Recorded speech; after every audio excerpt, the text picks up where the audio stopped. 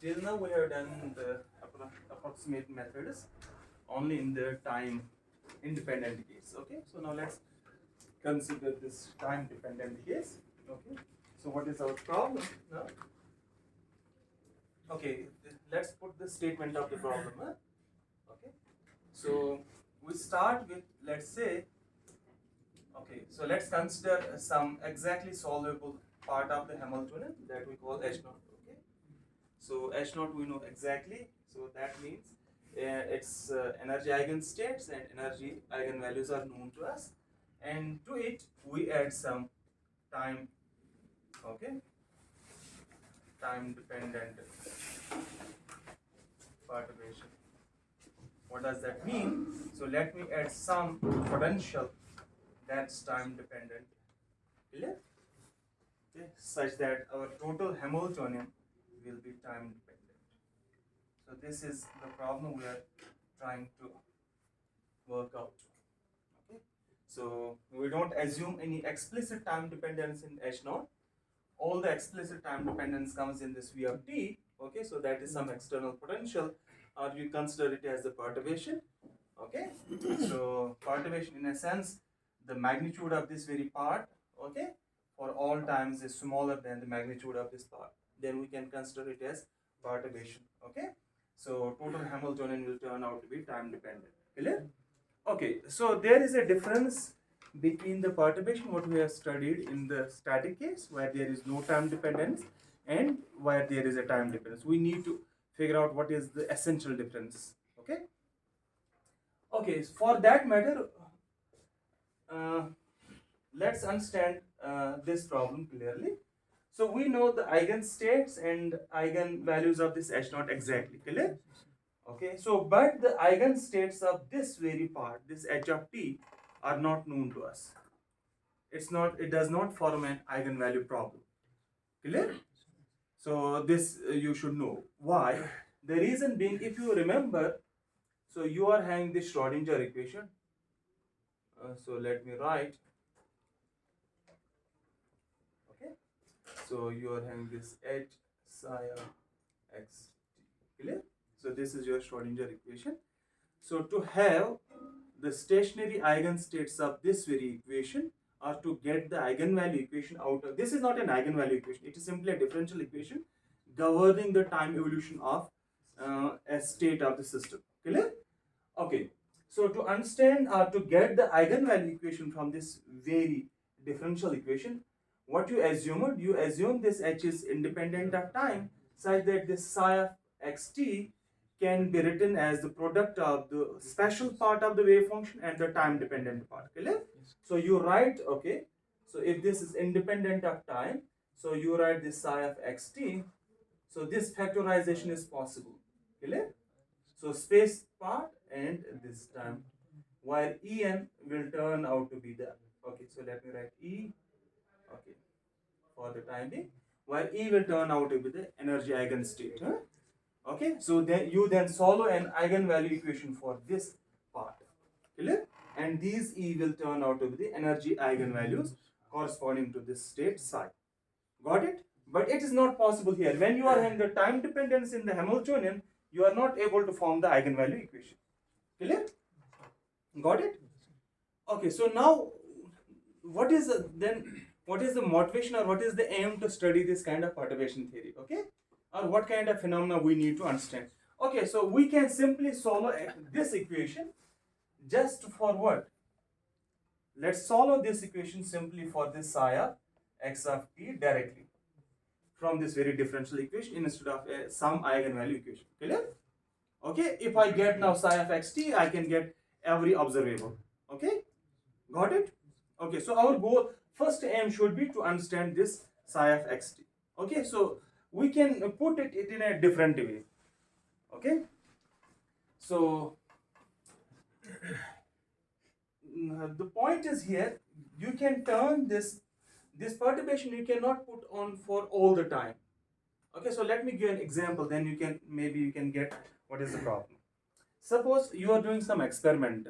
Okay, so you put some external field. Okay, so that external field can be time dependent. Let's put some magnetic field or some electric field. Clear? Okay, apply it to some system. You are doing that ESR experiment in the lab. Okay, so that is the simplest of the experiment you can think of. So what you put? You put some time dependent field, you turn it on at some time, then switch it off. Then what you calculate? You simply calculate, okay, what is the effect of this time dependence? Okay, and that time dependence exists for, okay, it may be for some short time. Okay, not for the complete evolution. You got my point? So it is something like, suppose you turn on, okay, so let me have, suppose you are having some, let's take this as the time axis. Okay, so at some time, let's say t initial and some t final. Okay, so you turn on only the interaction, or you turn on the perturbation within only this very part. Okay, so what is the Hamiltonian that will govern in this region? Okay, so what I am saying, you are having v of t only here. Here v of t is 0. Clear? Okay, so the evolution here will be governed only by h naught, and the evolution here will be governed by h naught. So then, okay, so what you see, actually you need to look at, okay, so the eigenstates here are known, the eigenstates here are known, but here you don't have the eigenvalue problem. Clear? So what you will, okay, how you solve a given problem, or what kind of problem you do it by using this analysis, you will ask a question. If you start initially with some state, let's say you start with some state n, okay, and you end up with some, let's say nf, let's write it at some initial state, okay, and ask a question, what is the probability for a particle being initially in this very state and making a transition to this very state. Okay, so that means this time dependent phenomena involves actually calculating the transition probabilities. Okay, those are dependent on time. Okay, we need to figure out the transition probabilities, okay, with explicit time dependence. Okay, and those transition probabilities are caused by this kind of perturbation. Okay, so this is the main problem we are trying to study, or this is the main question we are able to study by using time dependent perturbation theory. Okay, now look at the time independent perturbation theory. We were looking at what is the correction to the energy level, okay, or the energy eigenstate, and what is the correction to the eigenstate. Clear? But here we are not considering any kind. This kind of perturbation does not mean you are looking for the energy corrections or the corrections to the state. What you are looking actually at, what are the corrections to the transition probabilities or the transition amplitudes. Clear? Got it? So what is our goal now? Our goal is actually to understand, okay, this transition probability, how this affects the evolution of a state, a free state, to the another free state. Clear? Got it? So this is the idea of this time dependent perturbation theory. Okay, so it actually boils down to figure out what is actually the time dependent wave function. If you know the time dependent wave function, you will know actually the transition probabilities. Okay, but we will not be calculating this exactly. We'll be only calculating, let's say, what is only the probabilities we'll be calculating, okay, in the certain approximate way. Got it? And this, okay, this psi of xt is in general very complicated to figure out, okay, because this Hamiltonian is not an exactly solvable problem. Got it? Okay. So any question?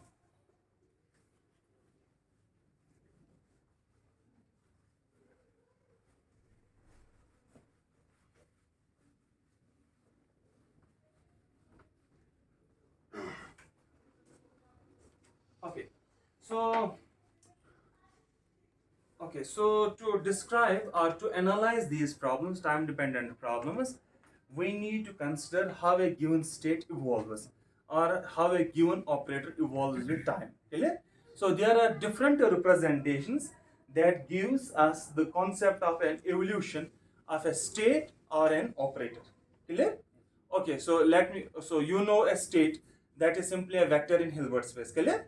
And you know an operator, let's say Hamiltonian operator. Clear? or you any kind of operator, and you need to figure out how it evolves in time, because we are looking at the time dependent phenomena. There are three ways to look at the time dependent phenomena. Clear?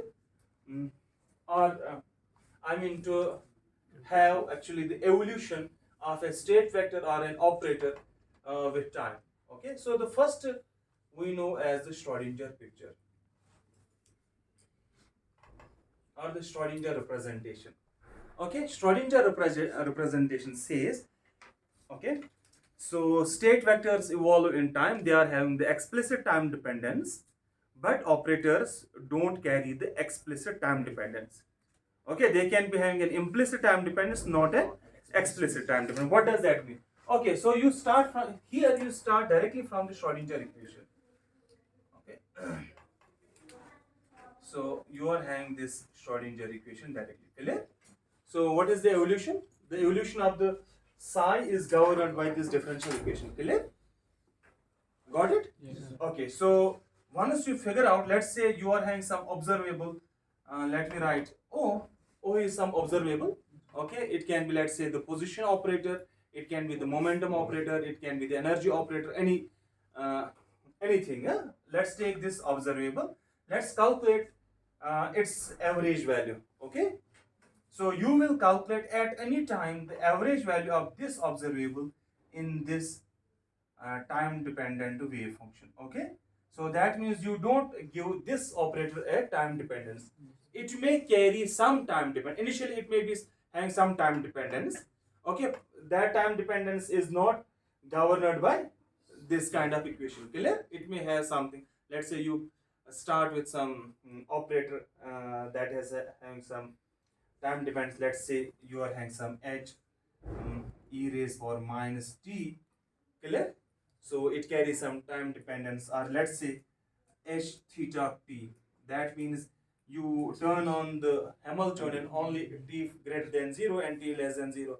There is no Hamiltonian. Clear? Or something, some momentum operator, some observable. Clear? Okay. So you this is by hand. This construction is by hand, not by this very equation. Okay, so you can calculate this very expectation value at any time. Clear? Okay. Now there is another way to do the same analysis.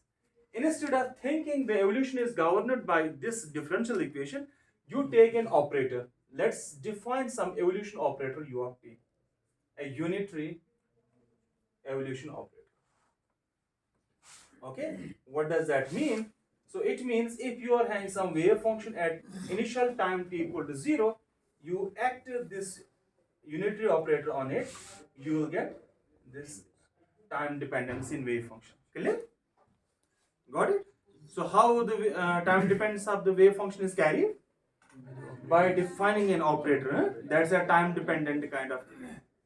Got it? Yes. Okay. Okay. Explicit form of this is not necessary here, but you define some evolution operator. Okay. So this equation and this equation, they are the same thing. Okay. So you just plug in there, you will get this equation. Partial by partial t, this u of t is equal to h u of t. So that means u of t satisfies this differential equation. From here you can calculate this u of t. Okay. So now let's calculate what is the expectation value. I mean, let's calculate the average value of the observable. Clear? Okay. So let me take. So average value of observable, I can. So this is the average value of some observable. Clear? Got it? Okay. So can I write what is psi of t? It is psi of 0. So it will be simply, okay, so here you can write u dagger is equal to identity, that is same as u dagger, because it's a unitary transformation. Clear? So you can write it as u dagger and then this operator o u of t, okay, psi of 0. Clear? So you can write it, let's say psi of 0, this o of t, psi of 0. What you have done? So where this o of t is equal to u dagger of t o u of t. Clear? So what you have given? Okay, you have started with this. Okay, if you know the time dependent wave function, you can calculate what? The average of this operator O. Clear? But what you have shown it, whatever is the initial wave function, that means you have given the time dependence to the operator instead of the wave function. Clear? So are these two pictures equivalent? So they are the same thing. Okay? There you start with, okay, you are giving the time dependence directly to the wave function with and not to the operator. Okay, you are evolving the wave function, not the operators. Here you are evolving actually the operators, not the wave function. Clear? So this picture is known as Heisenberg picture, or the Heisenberg representation of dynamics. Clear? Got it? Okay. So or this operator, I'll, okay, so let me put now the subscript here. So this is an operator defined in the Heisenberg picture. Clear? So let's put, and if you look at this very operator, that O of t, so it is an operator defined in where? Schrodinger picture. Clear? Got it? So this is the relation between the Schrodinger picture and the Heisenberg picture. Got it? Okay.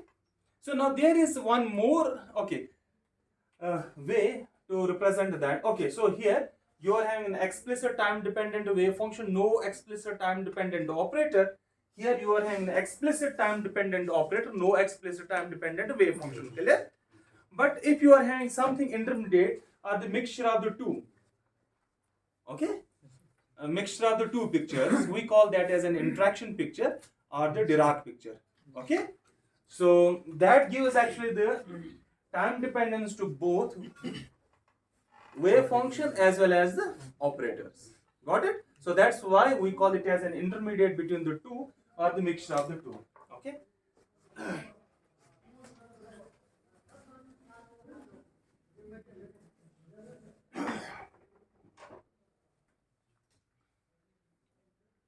Okay. So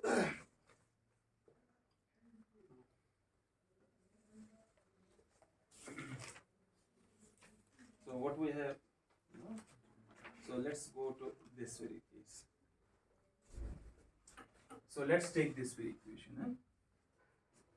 So we have this psi of t. So we have defined some evolution operator. Clear? U of t. So you activate on some initial wave function. This 0 does not mean at t equal to 0. It means some initial wave function. So I am taking t equal to 0 as the initial point. So you can put here ti as well. Got it? Okay.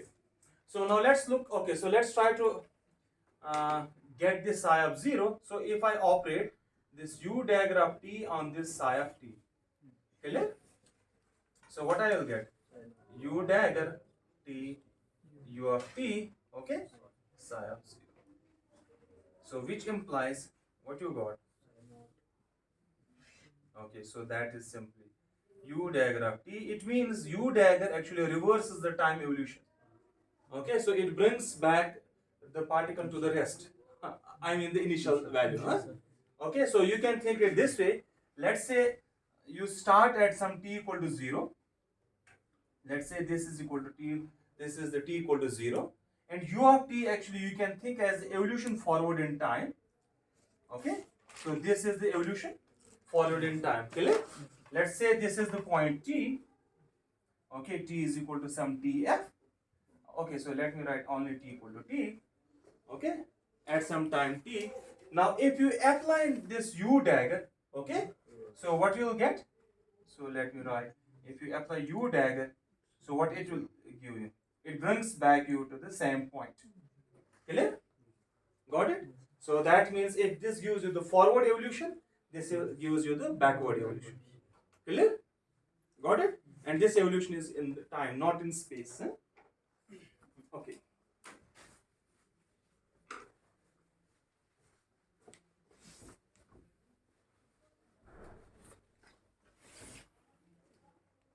Okay. So, okay, so let's take, if you don't have, let's take only this h0. So where you are having this v of t is equal to 0. Okay, so our h is simply what? It's equal to h0. Clear? Now let's look at what is the evolution operator.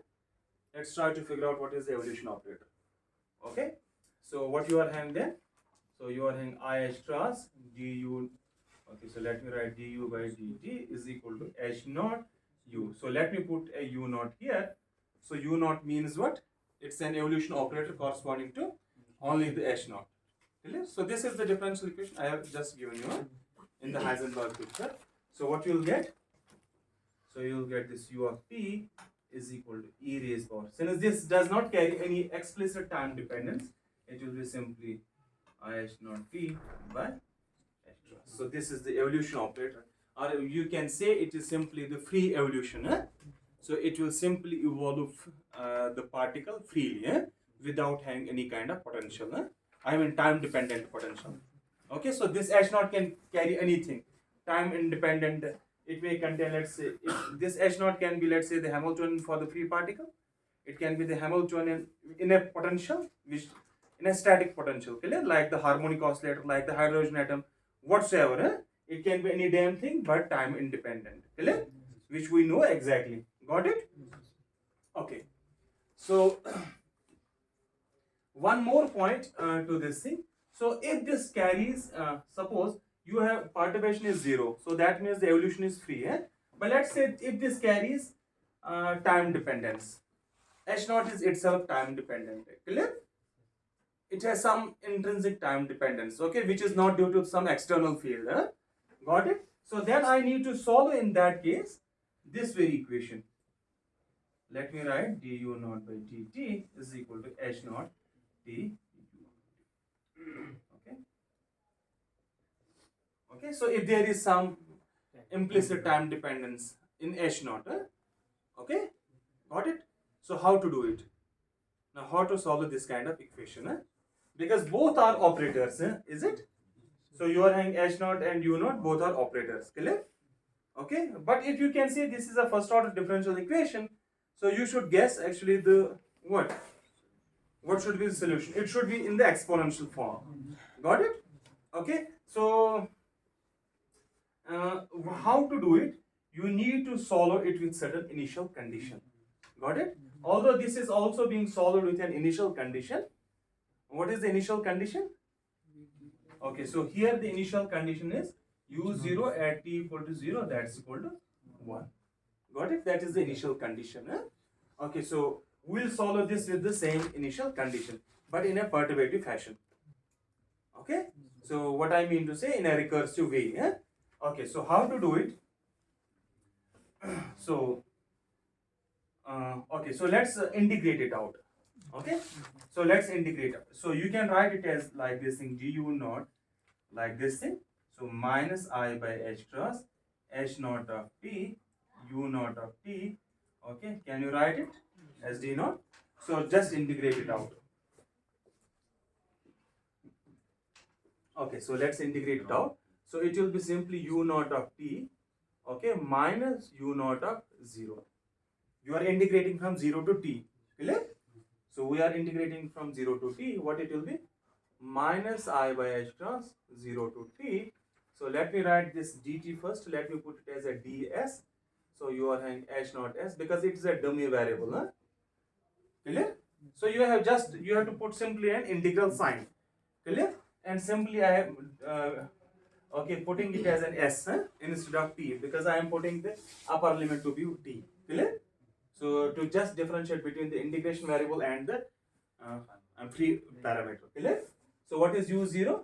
So this is simply u0 of t.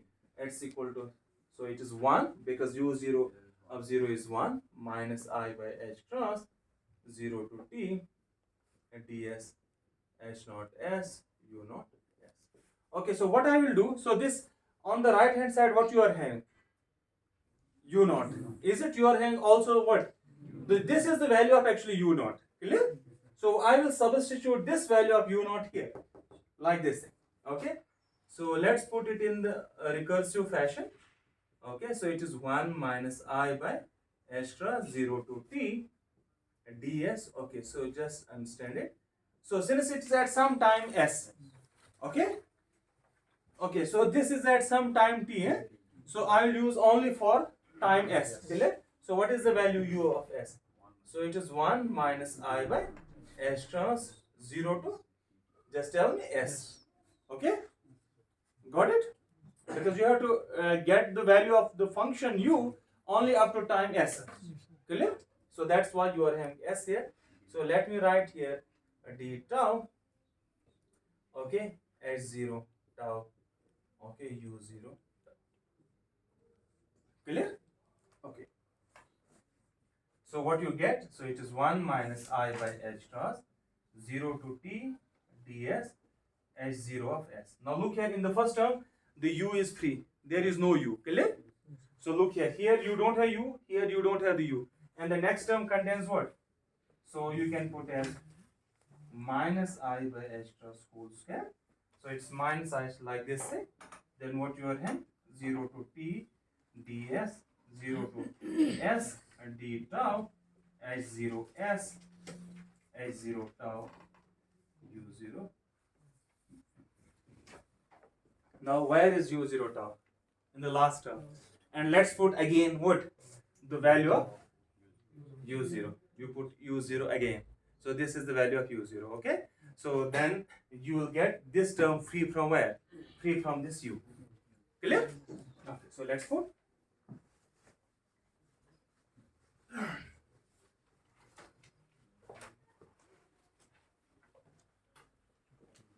Okay. So let's substitute. Yes. So what is that equal to? So which implies this u0 of p, okay, 1 minus I h cross 0 to p, okay, ds. So h0s plus minus I by h cross square 0 to t ds 0 to s d tau h0 s h0 tau. Okay. Clear? So I have not written that step. You have to put it. So you will get this kind of factor. Got it? Okay. So why? Okay. So what you are having? This factor you will get because of this one, and other factor you will get how many h's? 3h and u. Clear? So now I want you to give some okay. So let's compactify this formula. Got it? Okay. So now look here. You are having only h0s. Which is at some time, okay, at time s. Clear? So this factor only contains one s. But if you see, there are two time factors, is it? So one is s and another is t. And we don't know whether Hamiltonian, okay. So you should always remember this point. Okay, if you are having time independent case, an operator commutes with itself. Okay, but if you are having a time dependent operator, it does not commute with itself in general. It may happen some operators may commute even though they are with a cooperator can commute with itself even though it is time dependent, but those are only few operators, but in general they do not commute because we don't know the explicit form of h0. Clear? Got it? How to do it? Okay, so how to evaluate this very function? Okay, so there is no, you cannot put this h0 here, you cannot move it here because they do not commute. Clear? And you see here, you don't know whether s is greater than tau or tau is greater than s. Is it? So there is an ambiguity in what? Ordering of time. Which operator will act first and which will act later. For that matter, we introduce a kind of operation what we call the time ordering operator. Okay?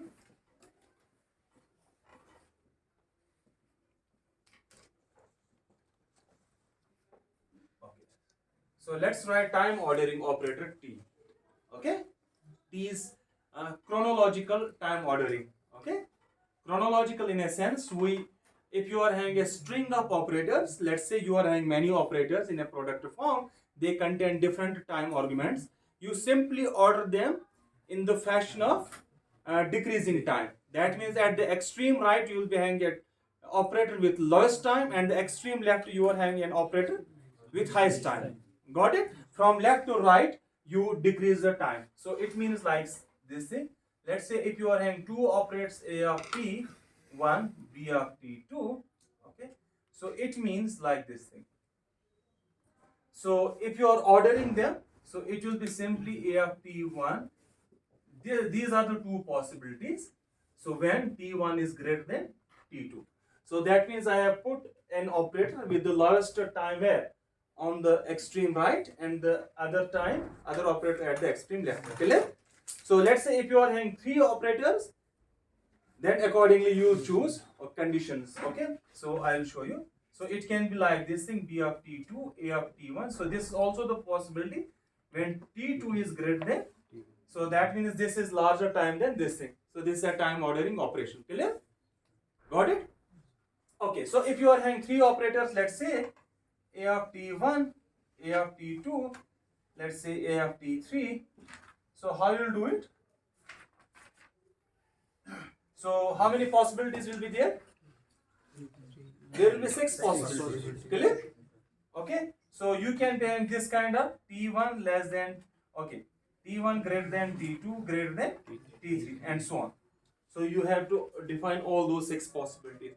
If you are having 3 operators, you will be getting 6 terms, is it? Or 3 factorial terms. Here how many possibilities? Only 2 possibilities. Now if I have to remove this ambiguity here, okay, which operator will act first or which time is first, what I need to do? Okay, I will simply do a time ordering operation. Clear? I'll simply have a time ordering operation and divide it by the number of possibilities. Okay, so if I write, let's say, time ordering operation here, let's say, okay, so how many possibilities I will get from this time ordering operation? 2 possibilities. Now in the third term, how many? 6 possibilities. That means if you are having n terms, how many possibilities I will be getting? N factorial possibilities. Clear? So in other words, I can rewrite this very expression in this fashion.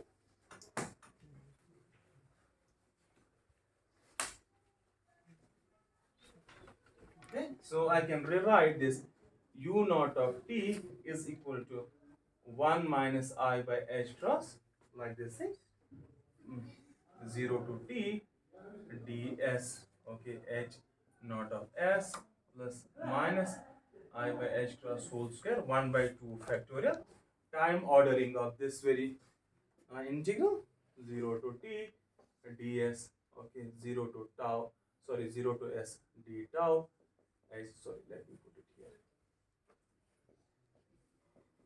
h0 of s, h0 of tau. Clear? Minus 1. Got it? So in the next term, how many you will be having 1 by 3 factorial with the time ordering operation. So now if you see now, look here. So you are having 1 minus x plus 1 by 2 factorial x square. Clear? Is it? So let's write it this way. So can I put it this way? Now look here. So you are having time ordering operator and exponential of minus I by h cross 0 to t ds h naught s. Can I write it? So now, okay, so let's look. So expand this very exponential. What you'll get? Forget about this t. So you'll get 1 minus this thing, then 2 factors. Clear? Got it? And you put what? A time ordering operator. That's why you are having 1 by 2 factorial here. Got it? So this is the time evolution operator when you are having explicit time dependence of the Hamiltonian. Here we are ordering in the chronological way. So that's why we'll put it like this thing. Got it? So it's not necessary in this arrow, but so it means in the decreasing order. So you can also order these operators in the time increasing fashion. Clear? So we call that as an anti-chronological ordering. Got it? Okay. So this expression is valid whether you are having this h naught or complete h. Okay. So this is true for, because ultimately we don't know what is the explicit form of h naught. Clear? So we only said it is time dependent. You can be having now h, complete h, that is a time dependent Hamiltonian. Got it? So you can write this. So this is true for this h of t. So that means I can write this u of t as like this thing, minus ds h of s. Got it? Okay. Rather true for any h of t.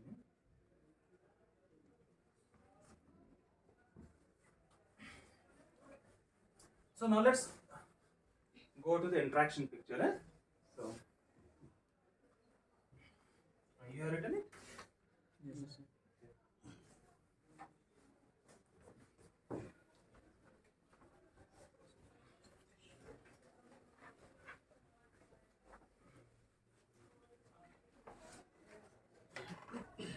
Okay. So we have now this objective. So let me define, let's put a definition. Okay, so our Hamiltonian is now h of t, and we have to define what we call the interaction picture. Right? We need to figure out what this interaction picture is. So it is h0 plus v. Clear?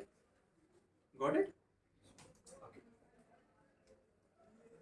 So this is the thing. Okay, so let me define our initial wave function, this psi of 0. Okay, so this is our initial state. Clear? So let me define. Okay, so we can apply this u of t on this initial wave function to get this psi of t. Okay, so now this u of t will contain both what h0 as well as v. So that means this is the complete evolution by this Hamiltonian. Got it? But what my motivation is, I want to only evolve the system with respect to this v of t. I want to simplify only. I want a simplification such that the system evolves only with respect to this, to get the evolution only by this v of t, not from this very part. I want to get rid of this h naught part. Okay? Got it? Okay, how to do it? So for that matter, let's introduce some another. Okay, so let's introduce some auxiliary state. So this is a definition. So let me define some auxiliary state or some other state, clear? Which I say that evolves with what? This v of t. Clear? How to do it? I will define that phi of t like this thing. U dagger naught of t, okay, acting on this psi of t. Can anyone tell me? Does this definition make sense? Okay, so let's interpret this. Okay, so what is u dagger? U naught. U naught is actually the evolution with respect to h naught. Clear? Okay, so u naught, you know. Okay, u naught dagger, it is simply e raised power I h naught. So it is actually the backward evolution because it is a dagger. Clear? Okay, so what is this psi of t? So it is simply u of t. Okay, psi of 0. Clear? Okay, now this u of t evolves both with respect to this h naught and v naught. Okay, so this evolves forward in time in with respect to both h naught and v naught. But this gives you what? A backward evolution h naught. Clear? So you can think there is some sort of cancellation of the h naught effect. Clear? So in total, this phi of t will evolve only with respect to what? V of t. Okay? So this is a physical argument in defining this kind of state. Clear? And we'll see this is actually exactly true. Got it? Okay. So let's try it therefore.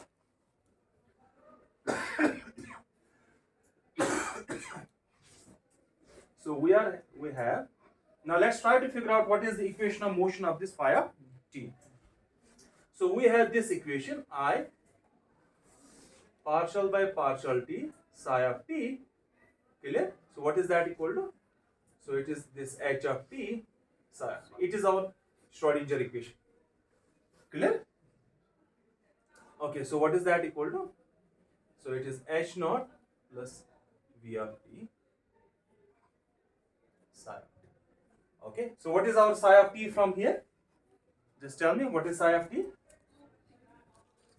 So psi of t is, so it is simply u, so that is e raised power minus I h naught t by h cross this phi of t.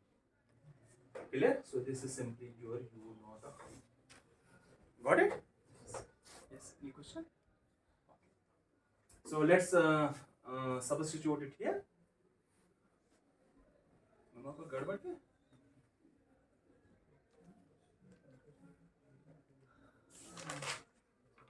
What we can do? Okay, so let's differentiate this thing. Let's differentiate this. Okay, so let's differentiate this thing. Let's differentiate this very equation. So all this differentiate it like this thing. I'm sorry. So let's differentiate it and try to figure out what is the evolution equation of this phi of t, how it evolves. So what is that equal to? So it is I h cross partial by partial t u naught dagger of t. Okay, then you are having this psi of t plus u dagger naught of t. Then you are having I h cross partial by partial t psi. Clear? Got it? Okay, what is u naught dagger? So it is e raised for plus I h naught t by h. Clear? So that's u naught dagger. So let's differentiate it. What you'll get? It is I h cross. So I h naught by h cross comes down. So what remains there? So u gets back this e raised for, that is u naught dagger of t psi of t. Clear? So you get back it plus this u naught dagger t. Okay, so what is this thing? Because psi of t satisfies Schrodinger equation. Clear? Okay, so that means I can write this as simply h naught plus v of t. Okay, acting on this psi of t. Got it? Okay, so what you are having? So it's minus h naught. Okay, so this is simply phi of t. Okay, so this object is simply phi of t. Okay, by first term. Okay, now look here. This u naught contains h naught. Clear? Okay, so h naught is time independent. So there is no time dependence. I told you an operator commutes with itself provided it is time independent. Clear? So you are having here e raised for I h naught and h naught is here. So that means these two commute with each other. Clear? So I can put it this way, like this: h naught u naught dagger t psi of t. Clear? So then you are having, okay, so this and this do not commute. We don't know whether h naught commutes with u of t or not. Okay? Got it? In general, they do not commute. So I can simply write it as u dagger of t, u naught dagger of t, v of t, and psi of t. Clear? So what this object is? Phi of t. Clear? So h naught phi of t. So these two terms cancel. Okay? So here what I will write as, so it is u naught dagger of t. So you are having v of t. So I will put as u naught of t, u naught dagger of t psi of t. Clear? Can I put this? Because u dagger is 1. So I have just introduced an identity. What this object is? So this is simply phi of t. So I will write this object as, so let me define some v tilde of t as u naught dagger of t, v of t, u naught t. Clear? So what we got?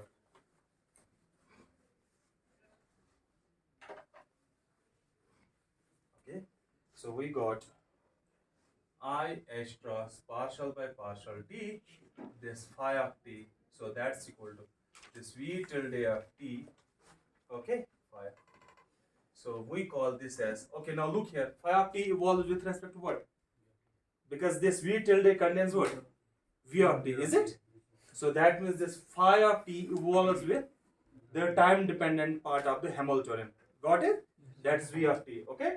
So this we call, so this is the Schrodinger equation in the interaction picture. Clear? So we call it as an interaction picture. Now look here how the, okay, so you are having both states are evolving with respect to time as well as the operators, because v is an interaction operator. So we call this v of tilde as interaction operator. So this is an, okay, so we call this as an interaction. Okay, interaction operator. So this v of tilde means interaction operator in interaction picture or Dirac picture. This time dependent formalism was developed entirely by Dirac. Okay, that's why we call it as a Dirac picture. Clear? Okay, so now let's look at this v tilde of t. So this is equal to u naught dagger of t and v of t, u naught of t. So look here, this v of t itself evolves, although it is having its own time dependence, but h naught is actually evolving it. So look here. So what it is? So it is simply e raised for I h naught by h cross. The non-interacting part.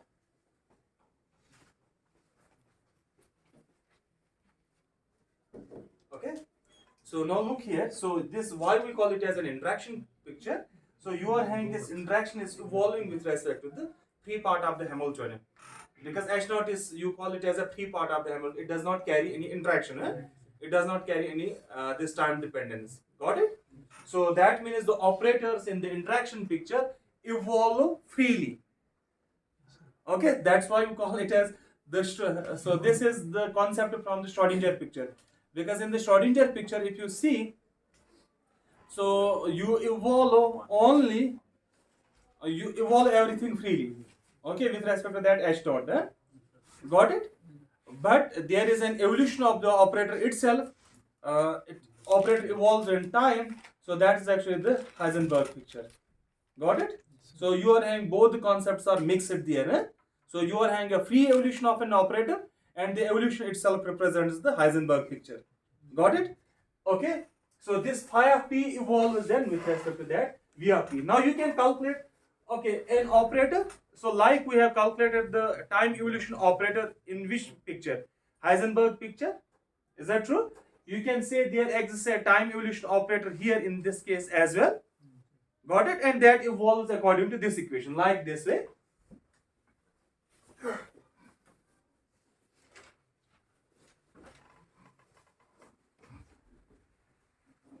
Okay. Suppose I can write some evolution operator in the interaction picture. Let's call that as ui of t. So that is something v tilde of t, ui of t. So this is the interaction picture. Okay? Got it? So an equivalent description in terms of the operators. What is this ui of t doing? So if it acts on some phi of 0 or some, okay, so I will, this 0 does not mean I am taking, this does not mean t equal to 0, it means some initial time. Or this initial time you can put as 0. So it gives you phi of t. Clear? So an equivalent description. So this is the equation. Now it is equivalent to the equation we have described just now. The same sort of, differential equation. What will be the solution? Ui of t, it will be the same thing, time ordering of exponential of minus I by h cross 0 to t d, okay, s. Now here it will be v tilde s, because the evolution, okay, the Hamiltonian is actually this v of t. Got it? So this is the time evolution operator in the interaction picture. Got it? Any question? Okay, so how much time is it? 7? 10:52. 8 minutes. Okay, so let's stop here. So